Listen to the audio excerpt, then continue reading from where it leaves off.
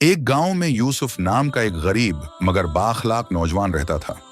लोग उसे जानते कम थे क्योंकि वो न तकरीरें करता था न अपनी नेकियों का चर्चा। गांव में एक बूढ़ा शख्स रहता था जो बहुत सख्त मिजाज था। वो अक्सर लोगों को बुरा भला कहता, किसी से सीधी बात न करता। सब लोग उससे दौर रहते थे। यूसुफ हर फजर के बाद चुपके से उस बूढ़े के घर के बाहर झाड़ू लगा देता, टूटा दरवाजा ठीक कर देता, कभी राशन रख जाता, बगैर अपना नाम बताए।